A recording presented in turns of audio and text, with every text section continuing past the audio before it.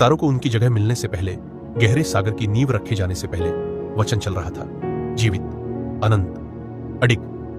न कागज की स्याही, न हवा की आवाज, पर आत्मा और सामर्थ्य। वचन के द्वारा प्रकाश बुलाया गया, वचन के द्वारा मनुष्य एक जीवती आत्मा बना, वचन के द्वारा वाचा बोली गई और नियतियां पत्थर पर खुद दी गई। राजा उसी से राज करते थे, भविष्यद्वक्ता उसी को उठाए चलते थे, राष्ट्र उठते थे और गिर जाते थे उसकी आवाज के एक झोंके से। और जब वो वचन देह बना, वह हमारे बीच चला, अनुग्रह से भरपूर, सत्य से भरपूर। यह परमेश्वर की आवाज है, अनादिकाल में लिखी हुई, पीढ़ियों से बोली जा रही और आज भी खुलती हुई। आकाश और पृथ्वी टल जाएंगे, पर मेरे वचन कभी नहीं टलेंगे। मैं छोटे समय से बाइबल पढ़ता आया हूँ। मैं वचन की आग में पला हूँ। तुम्हें लोगोस सिखाने के लिए जन्मा हूँ। मैं स्पष्ट रूप से बोलता हूँ, जीवित वचन के लोक से।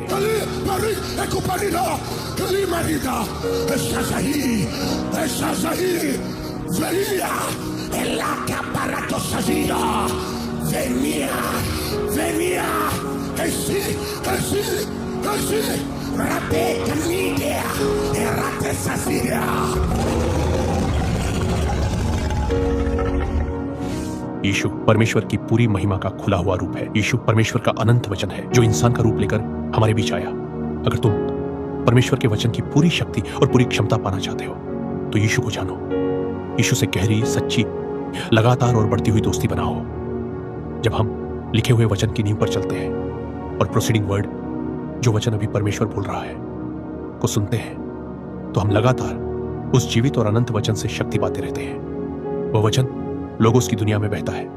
वचन को 3 तरह से समझना चाहिए। पहली बात, वचन को आत्मा के स्तर पर समझो। दुनिया आत्मिक स्तर पर कैसी है? जब यह बात समझ में आती है तो हम वचन के साथ और गहरा संबंध बना पाते हैं। और जब हम समझते हैं कि वही वचन हमारे आत्मिक जगत में क्या करता है, तो हमें मन की शांति, मन की मजबूती और आत्मिक ताकत मिलती है। और जब हम देखते हैं कि वही वचन हमारी जमीन की दुनिया में क्या क्या बदलता है, तो हम जान जाते हैं कि परमेश्वर की आशीषें हमारे रोजमर्रा के जीवन में कैसे काम करती है। आत्मा के लोक में मसीही लोगोस है, परमेश्वर की अनंत योजना को चलाने वाला राजा। आत्मा में वही परमेश्वर का वचन है और आत्मिक जगत में वह प्रकाश है जो हर अंधकार को तोड़ देता है। परमेश्वर का वचन आग लेकर आता है। जब परमेश्वर अपना वचन छोड़ता है, उस वचन में तेल भी होता है और आग भी। यिर्मयाह 23:29। क्या मेरा वचन आग जैसा नहीं है? क्या मेरा वचन उस हथौड़े जैसा नहीं जो पत्थर को टुकड़ों में तोड़ दे? दूसरे शब्दों में, परमेश्वर का वचन आग लेकर आता है। जब वह वचन तुम्हारी आत्मा में उतरता है, वह जलाता है, वह हर उस चीज को तोड़ देता है जो परमेश्वर की अनंत योजनाओं और इरादों से मेल नहीं खाती। तुम जानते हो, वचन का एक असर यह भी है कि जब हम गलत करते हैं तो यह हमें अंदर से कसक देता है, हमें एहसास कराता है यह सही नहीं है। इसलिए जब हम उसकी मर्जी से हटते हैं, वचन की तरफ से एक फ्लॉगिंग, चोट ताड़ना आती है, एक चेतावनी, एक खिंचाई, और पवित्र आत्मा हमारी आत्मा के भीतर जान डाल देता है जब हम परमेश्वर की इच्छा से बाहर होते हैं। इसलिए परमेश्वर का वचन पवित्र आत्मा की उस शक्ति जैसा है जो हमें सीधा करता है, जो हमें वापस बुलाती है, जो हमें परमेश्वर की मूल योजना में लौटाती है। इसीलिए हर विश्वास करने वाले के लिए जरूरी है कि वह वचन को ऊंचा रखे, उसका सम्मान करे, उसकी कदर करे और खुद को वचन के अधिकार के आगे समर्पित करे, क्योंकि प्रभु की हर आशीष एक आत्मिक सिद्धांत से जुड़ी होती है और वह सिद्धांत है परमेश्वर का वचन। तेरे चंगाई के लिए वचन है, तेरी शांति के लिए वचन है, तेरे उद्धार के लिए वचन है। तेरा नाम मेमने की पुस्तक में लिखने वाला वचन भी है। परमेश्वर की सच्चाई उसके वचन से बंधी है। जब परमेश्वर तुझे आशीष देना चाहता है, वह अपना वचन भेजता है। जब परमेश्वर तुझे चंगा करना चाहता है, वह अपना वचन भेजता है। जब परमेश्वर तुझे छुड़ाना चाहता है, वह अपना वचन भेजता है। जब शैतान तुम्हारे खिलाफ आता है, उसे हराने का एक ही हथियार है, परमेश्वर का वचन। जब यीशु को शैतान ने आजमाया तो हर बार यीशु ने वचन से ही उत्तर दिया। यीशु ने कहा, लिखा है। तुम्हारे अंदर वचन नहीं है तो शैतान तुम्हारी हालत खराब कर देगा। जो लोग पवित्र आत्मा की मदद से वचन के अनुसार चलते हैं, उनके जीवन में उन्नति, आत्मिक फल और आत्मिक आशीषें आती हैं। जो लोग अपने आप को मसीह के पीछे चलने में अनुशासित करते हैं, वही इसका अनुभव करते हैं। परमेश्वर का वचन सिर्फ रूल्स या डूज एंड डोंट्स नहीं है। वचन में परमेश्वर की सारी सृष्टि के नियम है।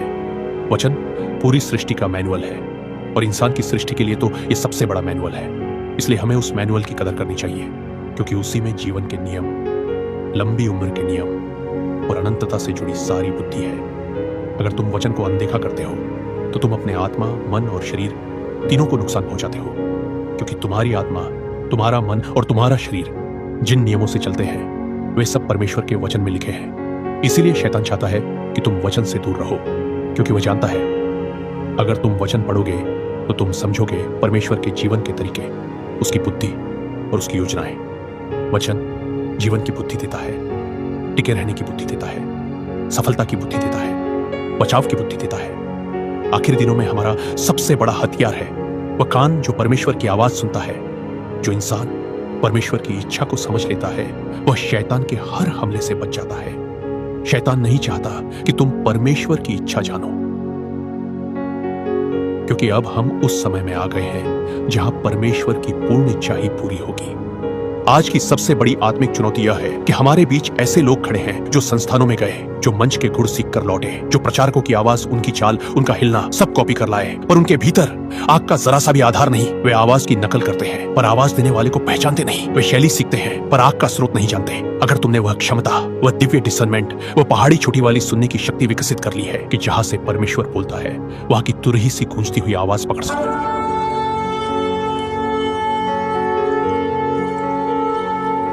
तब तुम जान जाओगे कि यह आवाज, ये कंपन, ये तरंग यही है आखिरी दिनों का परमेश्वर, जो अपने लोगों को खड़ा कर रहा है, उन्हें संरेखित, अलाइन कर रहा है, ताकि वे आत्मा में शैतान के हर काम, हर चाल, हर हमला, सब पर पूर्ण विजय की आवृत्ति, फ्रीक्वेंसी में चले। जहां परमेश्वर की इच्छा होती है वहां उसकी आवाज रुकती नहीं, टूटती नहीं, थमती नहीं, बल्कि बिना बाधा पूरा प्रवाह लेकर उतरती है। और उसी आवाज के अंदर लोगोस, वह अनंत वचन, वह जन्मजात, इनेट, अंदर से फूटता हुआ दिव्य विस्फोट तुम्हारी आत्मा को पकड़ लेता है। और जब वह वचन बोला जाता है और जब कोई आत्मा उसे सुन लेती है, वह तुरंत अमृता के क्षेत्र में कदम रख देती है। पौलुस प्रेरित ने इस रेल्म को सीधे जीवित वचन की गोद से पाया, लोगों उसके गहराई वाले क्षेत्र से। बाइबल कहती है कोई सांप उसे छू नहीं पाया। लोगों ने पत्थर मारे, उसकी नब्ज देखा, वह मृत, पर अचानक वह उठ खड़ा हुआ, क्योंकि मृत्यु उस पर हक नहीं रखती थी। वह 2 बार गहरे समुद्र में खोया, फिर भी जीवित निकला। हर तरह की मौत उसके सामने नतमस्तक हो गई, क्योंकि मनुष्य रोटी से नहीं, अक्षरों से नहीं, परमेश्वर के प्रोसीडिंग वर्ड से जीता है। अक्षर पढ़कर तुम मर सकते हो, अक्षर याद करके भी मर सकते हो, पर जब वचन का बहता हुआ आयाम तुम्हारे अंदर सक्रिय हो जाता है, जब तुम लिखित वचन को आवाज देते हो, विश्वास से उसे आग लगाते हो, तब वचन बढ़ता है, फैलता है और विजय पाता है। और फिर वही रिमा तुम्हें उठा ले जाएगा। ओह, तुम्हें उस रेल में ले जाएगा जहां उसका अनंत वचन सिंहासन पर बैठा है और सदा जीवित है। यही वह आत्मिक आयाम है जहां परमेश्वर का जीवन मनुष्य में उतरता है, जहां परमेश्वर की क्षमताएं सिर्फ चंगाई नहीं, सिर्फ मुक्ति नहीं, उससे आगे और भी गहरे आयामों में काम करती हैं। जब मनुष्य भ्रष्ट न होने वाली महिमा में प्रवेश करता है, अविनाशी बीज से जन्म लेता है परमेश्वर के वचन द्वारा, जो सदा जीवित है, सदा स्थिर है, तब अमर लोग उठ खड़े होते हैं, अविनाशी लोग प्रकट होते हैं। परमेश्वर की आग पूरी सृष्टि पर बहने को तैयार है। समुद्र की मछलियां, आकाश के पक्षी, मानवता, हवा, तत्व सब प्रतीक्षा कर रहे हैं उस आग के लिए जो उन लोगों से फूटेगी जिन्होंने खुद को परमेश्वर की आग के हवाले कर दिया है। और वही आग उन्हें परमेश्वर की महिमा से भर चुकी है। और अंत में वह आवाज, वह बिजली, वह दिव्य गर्जन सिनाई पर्वत पर गरजी, और उसी आवाज ने गुफा में एलियाह से धीमी पर आग से भरी फुसफुसाहट में कहा, मैं यहां हूं, सुन आत्मा क्या कह रही है। उस वचन ने पत्थर की तख्तियों को तोड़ दिया, और फिर भी इतना नरम था कि एक टूटे हुए दिल को सहला सके। नबियों को यह वचन सपनों में आया, दर्शनों में आया, आग में आया। यहोवा का वचन मुझ पर आया। वे अपने विचार नहीं बोलते थे, वे सिर्फ वह बोलते थे जो अनंत आवाज उनसे कहती थी। और जब समय पूरा हुआ, वचन शरीर में लिपटकर हमारे बीच चला, कुंवारी से जन्मा, जीवित वचन बना। हर चमत्कार वचन की एक जीवती पंक्ति था, हर दृष्टांत खुलता हुआ एक स्क्रोल था, उसका हर कदम लिखे हुए वचन की पूरी होने वाली भविष्यवाणी थी। जब वचन को क्रूस पर उठाया गया, उसने पाप की चुप्पी को तोड़ दिया। जब कब्र खुली, वादा भी खुल गया। वचन खाली नहीं लौटा, वह दौड़ा, वह चंगाई लाया, वह न्याय लाया, वह बचाया और आज भी बोल रहा है।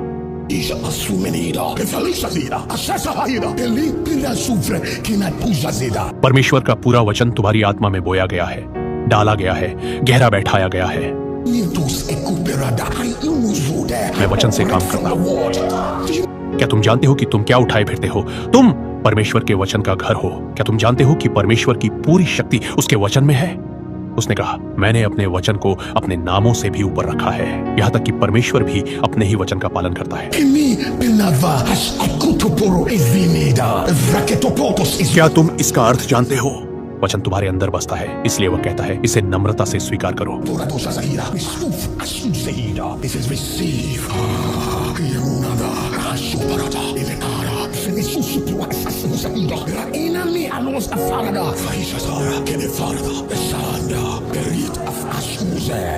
परमेश्वर ने यिर्मयाह के अंदर वचन भरा।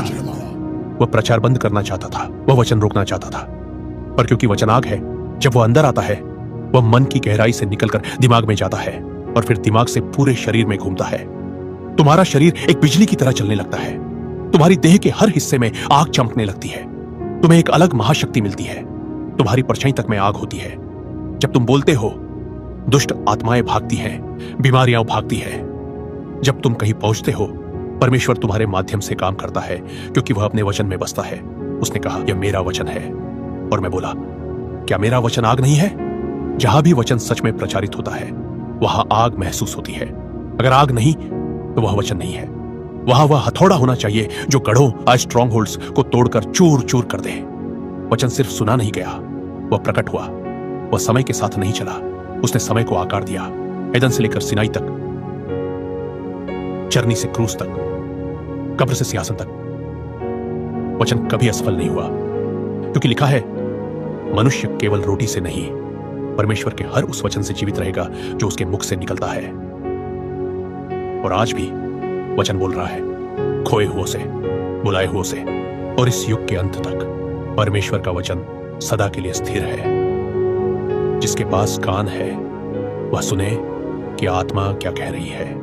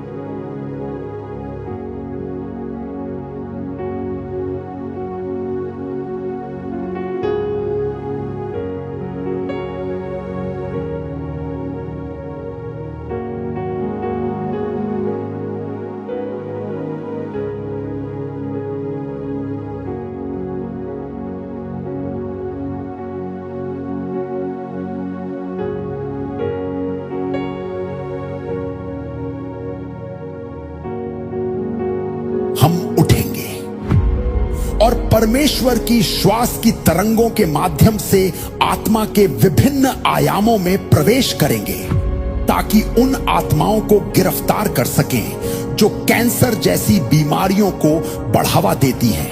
हमें उस क्षेत्र में प्रवेश करना होगा जहां से वह आत्मा आती है, और वहां जाकर उसका पृथ्वी में प्रवेश को खत्म करना होगा। जब हम आत्मिक रूप से आगे बढ़ते हैं तो हम नरक के द्वारों के विरुद्ध आगे बढ़ते हैं। तुम आत्मिक क्षेत्रों में प्रवेश कर उन्हें नियंत्रित करोगे, यीशु मसीह के नाम में।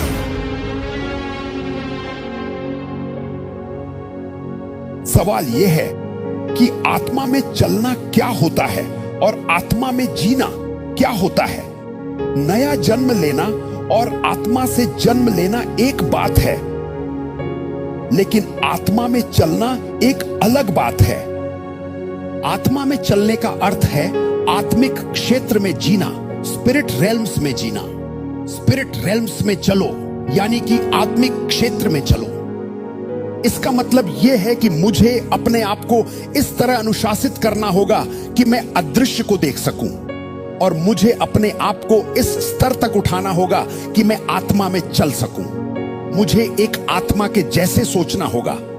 मुझे हर चीज का जवाब आत्मिक रूप से देना होगा, और मुझे यह सीखना होगा कि अपने शरीर को आत्मा की क्षमताओं के अधीन कैसे लाना है, आत्मा की सामर्थ्य के अधीन कैसे लाना है, आत्मा की शक्ति, आत्मा की गति और आत्मा की चाल के अधीन कैसे लाना है।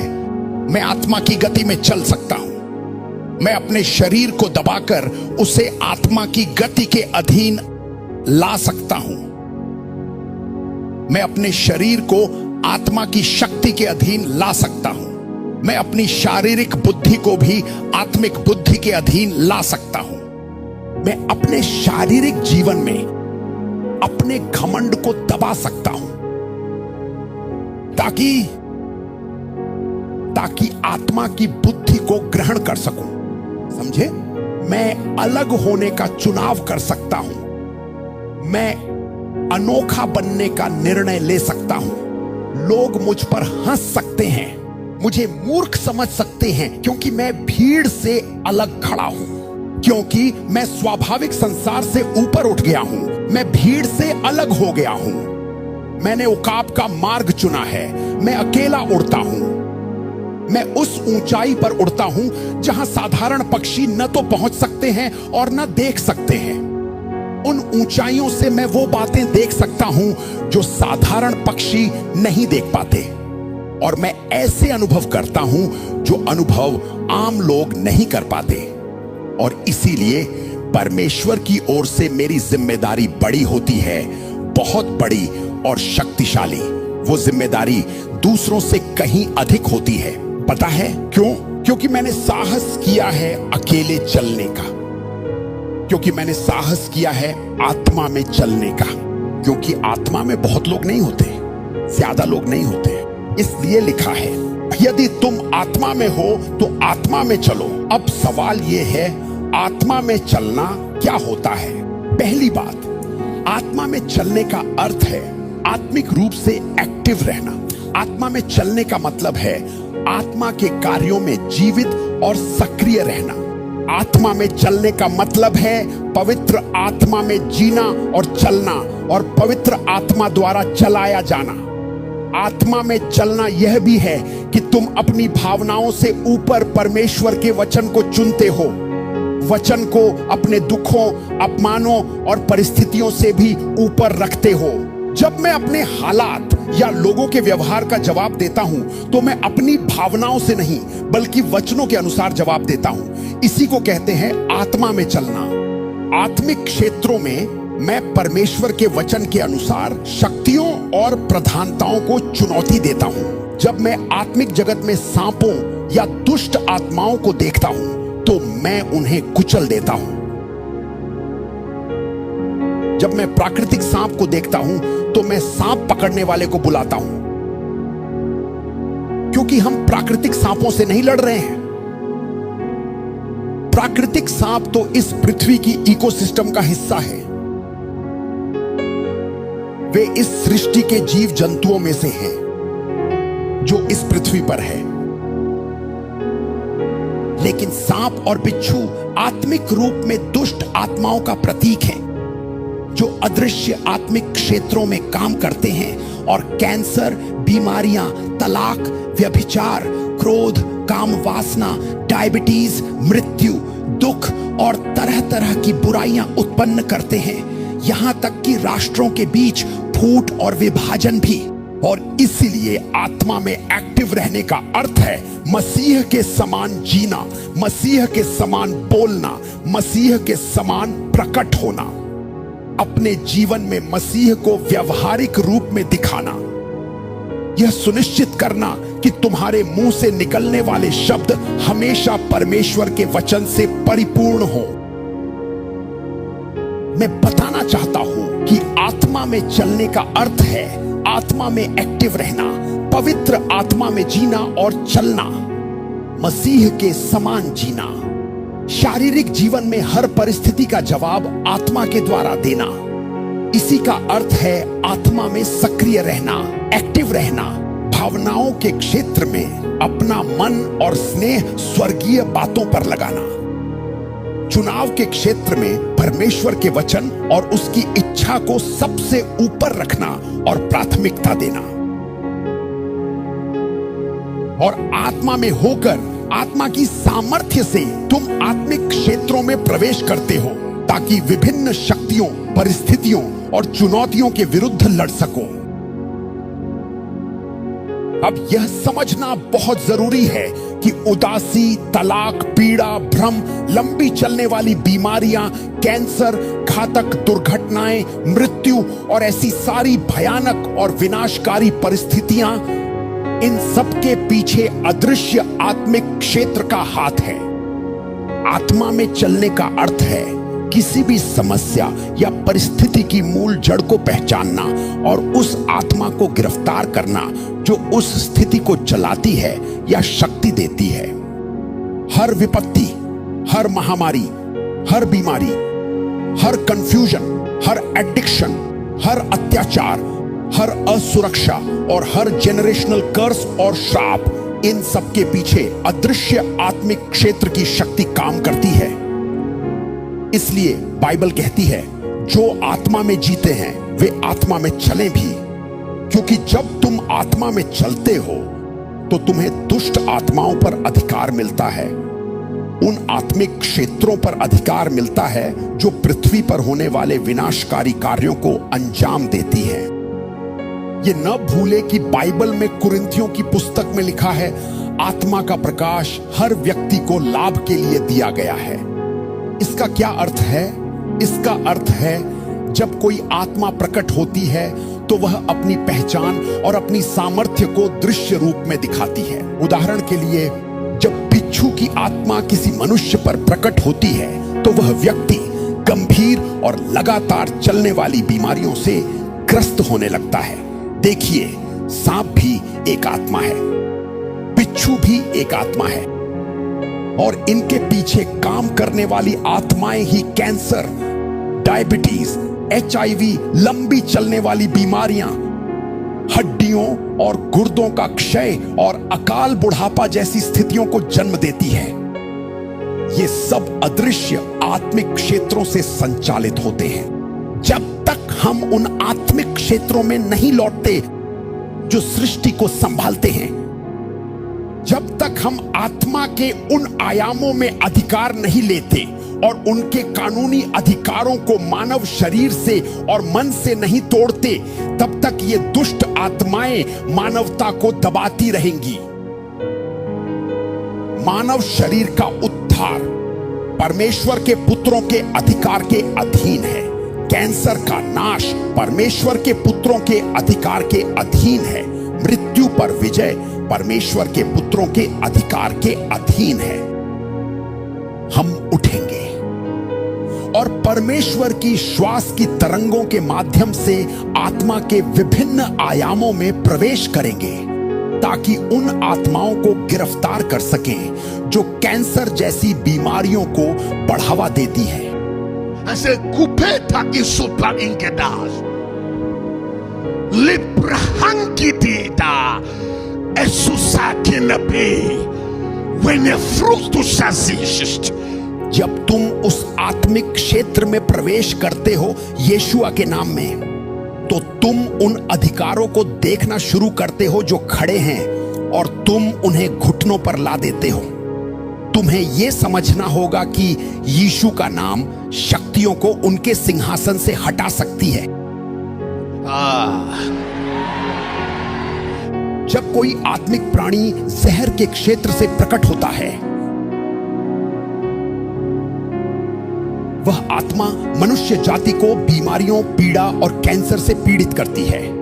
जब तक वह आत्मा उस व्यक्ति के भीतर रहती है, उसका प्रभाव और सामर्थ्य लगातार उस आत्मिक संसार से आता रहता है जहां से वह आत्मा आई है। इसलिए केवल उस आत्मा को निकाल देना पर्याप्त नहीं है, हमें उस क्षेत्र में प्रवेश करना होगा जहां से वह आत्मा आती है। और वहां जाकर उसका पृथ्वी में प्रवेश को खत्म करना होगा। बाइबल इसे अधोलोक के फाटक, गेट्स ऑफ हेल कहती है। यह एक द्वार है और यह द्वार किसी आत्मिक क्षेत्र से जुड़ा हुआ है।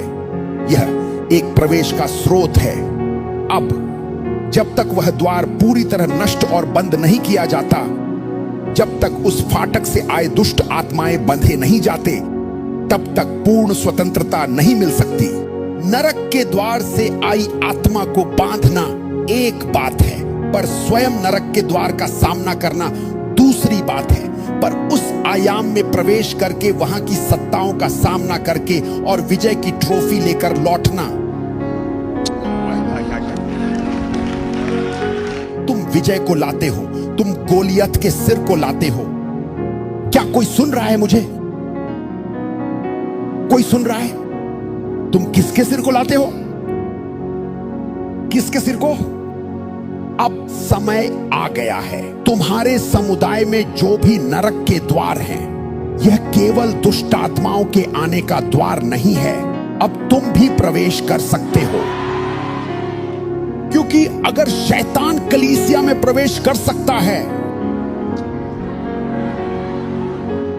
अगर शैतान स्वयं को ज्योति का दूत बनाकर परमेश्वर के लोगों तक पहुंच सकता है, तो सर मेरे पास है परमेश्वर का हथियार, जिससे मैं प्रधानताओं के आत्मिक क्षेत्र में प्रवेश कर सकता हूं। मेरे पास यीशु का नाम है, मेरे पास यीशु का लहू है, जिससे मैं नरक के द्वारों में प्रवेश कर सकता हूं और शैतान को उसके क्षेत्रीय अधिकारों और आयामों से, उसके सिंहासन से नीचे गिरा सकता हूं। अपने हाथ उठाओ और कहो, यीशु के नाम में मैं सामर्थ्य रिसीव करता हूं, मैं क्षमता रिसीव करता हूं नरक के द्वारों में प्रवेश करने की और अंधकार की शक्तियों को सिंहासन से नीचे गिराने की क्षमता मैं रिसीव करता हूं। सवाल यह है कि वो कौन सी आत्मा है, वो कौन सी आत्मिक क्षेत्र है जो डिप्रेशन को बनाए रखती है? कौन सी आत्मिक क्षेत्र है जो डिप्रेशन पर नियंत्रण रखती है? कौन सी आत्मिक क्षेत्र है जो तलाक पर नियंत्रण रखती है? कौन सा आत्मिक क्षेत्र विभाजन, क्रोध, कैंसर, लंबी चलने वाली बीमारियां, भयानक दुर्घटनाएं और मृत्यु के पीछे कार्य करता है? ये सब आत्माएं हैं जो नरक के द्वारों से छोड़ी गई हैं और वे द्वार अभी भी खुले हैं। सो शैतान इन्हीं खुले द्वारों के जरिए अपनी शक्ति और अपनी ऊर्जा भेजता है, ताकि ये आत्माएं अपने दुष्ट कार्यों को अंजाम देती रहे। आत्माएं आत्मिक क्षेत्रों से जुड़ी होती है। वह अपनी शक्ति और सामर्थ्य उन्हीं क्षेत्रों से प्राप्त करती है जहां से उसे भेजा गया है। इसलिए अगर तुम्हें किसी दुष्ट आत्मा के कामों को नष्ट करना है, तो सबसे आसान तरीका यह है, उसे उसके कनेक्शन से काट दो जो आत्मिक क्षेत्र से जुड़ी है।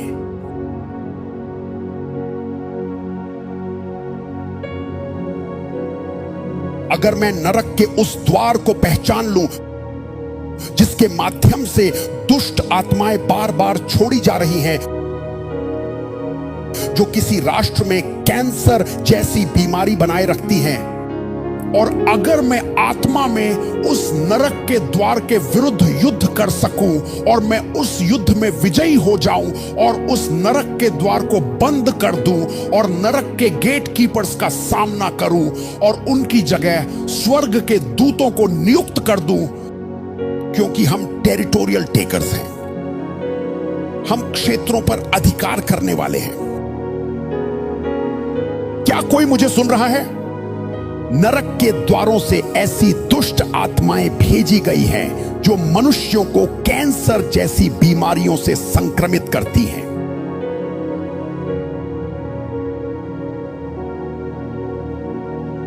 जब तक हम नरक के द्वारों के विरुद्ध युद्ध नहीं करते, वे काम करती रहेंगी। यीशु ने कहा, मैं अपनी कलीसिया बनाऊंगा। इसका अर्थ है जब हम आत्मा में बढ़ते हैं तो हम नरक के द्वारों के विरुद्ध बढ़ते हैं। जब हम आत्मिक रूप से आगे बढ़ते हैं तो हम नरक के द्वारों के विरुद्ध आगे बढ़ते हैं। जब हम नरक के द्वारों को पहचान लेते हैं, तब हम पृथ्वी पर दुष्ट आत्माओं की योजना और अधिकार को नष्ट करना शुरू करते हैं। मैं उन दुष्ट आत्माओं से नहीं लड़ता जो पहले से भेजी जा चुकी हैं। मैं उनके द्वारों को खोजता हूं। एक अदृश्य आत्मिक क्षेत्र है जहां शैतान ने अपने द्वार स्थापित किए हैं, जहां से वह दुष्ट आत्माओं को भेजता है। ये द्वार भौतिक संसार में नहीं पाए जाते, उन्हें तुम आत्मिक जगत में पाते हो, प्राकृतिक जगत में नहीं। वे इस संसार के राज्यों में पाए जाते हैं। बाइबल इसे इस संसार के राज्य कहती है। ये संसार के राज्य प्राकृतिक जगत में नहीं पाए जाते, बल्कि अदृश्य आत्मिक जगत में पाए जाते हैं। ये संसार के राज्य उन स्थानों में पाए जाते हैं जो कोई उसे अपनी शारीरिक आंखों से नहीं देख सकता। याद करो, शैतान ने यीशु को ऊंचाई पर ले जाकर इस संसार के राज्यों को दिखाया। वास्तव में वो उन्हीं द्वारों को और स्थानों को दिखा रहा था जहां से वह मानवता पर अपने हमले शुरू करता है। शैतान यह ठान सकता है कि किसी पूरे परिवार में कैंसर फैला दिया जाए। उसे बस उस परिवार के हर सदस्य के प्राण को अपने प्रभाव में ले लेना होता है और उनके भीतर कुछ इंजेक्ट करना होता है। तुम कहते हो, मैंने एक सपना देखा। कभी कभी सपने में यौन संबंध भी एक आत्मिक आक्रमण का तरीका हो सकता है। तुम सोचते हो कि तुम किसी इंसान के साथ हो, पर वास्तव में वह एक दुष्ट आत्मा होती है जो तुम्हारे शरीर में दुष्ट पदार्थ डाल रही होती है। जैसे कि एक कैंसर की कोशिकाएं डाल रही होती है। तुम सोचते हो कि तुम किसी इंसान के साथ हो, पर नहीं। दुष्ट आत्माएं यौन संबंध नहीं बना सकती। वह तो तुम्हारे शरीर में कुछ दुष्ट पदार्थ डालने का एक तरीका होता है। तुम्हें यह समझना होगा कि तुम्हारा जो प्राण है वो शरीर के लिए एक द्वार है और तुम्हारी आत्मा तुम्हारे प्राण के लिए एक द्वार है। तुम्हारी आत्मा तुम्हारे प्राण में प्रवेश करने का एक द्वार है। इसलिए जब तुम्हारा प्राण आत्मिक जगत में कैप्चर की जाती है, तो शत्रु तुम्हारे प्राण के माध्यम से तुम्हारे शरीर में कुछ दुष्ट पदार्थ डाल सकता है। इसी कारण तुम्हें अपने प्राण के क्षेत्र की रक्षा करनी चाहिए। अपने सपनों की क्षेत्रों में मजबूत रहो, अपनी कल्पनाओं के क्षेत्रों में मजबूत रहो, क्योंकि ये आत्माओं के लिए एक द्वार है। इन द्वारों के माध्यम से परिस्थितियां को डाला जा सकता है, मुसीबतें डाली जा सकती हैं और परिवार नष्ट किए जा सकते हैं। ऐसी कलीसियाओं से निकल जाओ जो आत्मिक बातों को नहीं समझती, जो केवल शब्दों का ज्ञान सिखाते हैं। अपने हाथ उठाओ, तुम्हारा उन्नति का समय आ गया है। एक बात है जो हर विश्वासी को समझनी चाहिए, पृथ्वी पर जो कुछ भी चलता है उसके पीछे एक आत्मा है। हर स्थिति के पीछे कोई ना कोई आत्मा होती है जो उसे संचालित करती है। हर पीड़ा के पीछे एक आत्मा होती है जो उसे चलाती है। हर आनंद के पीछे एक आत्मा होती है जो उसे चलाती है। हर समृद्धि के पीछे एक आत्मा होती है जो उसे टिकाए रखती है। हर शारीरिक सफलता के पीछे एक अदृश्य जगत होती है जो उसे शक्ति देती है। बाइबल कहती है, कोई भी तब तक कुछ प्राप्त नहीं कर सकता जब तक उसे स्वर्ग से न दिया जाए। बाइबल कहती है, हमारी सहायता कहां से आती है? हमारी सहायता यहोवा से आती है। हमारी सहायता स्वर्ग से आती है। जागो, तुम्हें तब तक कुछ भी नहीं मिलता जब तक तुम्हें न दिया जाए।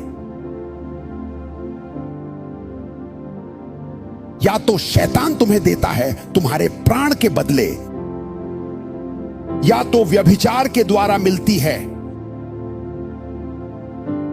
या फिर पवित्रता के द्वारा, या तो तुम इसे अपने परिश्रम से प्राप्त करते हो या किसी और मार्ग से। तुम्हें यह जानना होगा कि प्राकृतिक क्षेत्र में तुम्हें जो मिलता है उसके लिए भी आत्मिक सिद्धांत होते हैं। अपने हाथ उठाओ, शक्ति तुम्हें दी जा चुकी है। तुम आत्मिक क्षेत्रों में प्रवेश कर उन्हें नियंत्रित करोगे।